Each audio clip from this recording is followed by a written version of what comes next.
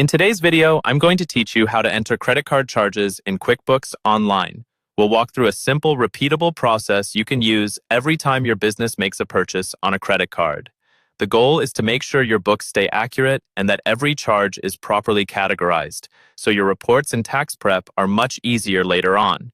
To get started, sign into your QuickBooks Online account and make sure you're on the main dashboard. At the very top of the screen, you'll see a button labeled New, often with a plus icon. Go ahead and click that. This is where you create most types of transactions in QuickBooks. From the menu that appears, look for the option called Expense and select it. This tells QuickBooks you're entering money your business has spent, and in this case, that money was spent using a credit card. Now you'll see an expense form. Near the top, find the field labeled Payment Account.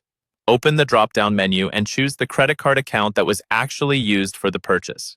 This is important because it tells QuickBooks which credit card balance to increase. If you accidentally pick a bank account here, your records will be off, so always double-check you've selected the right credit card. Next, enter the payee. This is the vendor or company you paid with the card, such as a store, a software provider, or a service company. Adding accurate payees helps you quickly see where your money is going and makes it easier to search for transactions later. After that, set the correct date of the transaction.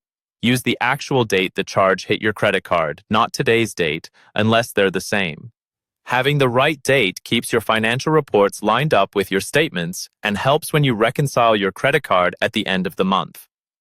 Now move down to the category section.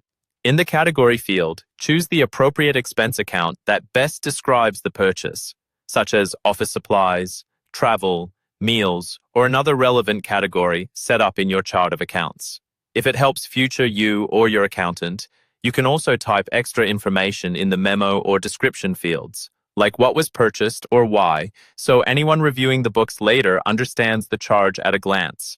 Once the category is set, enter the amount of the charge.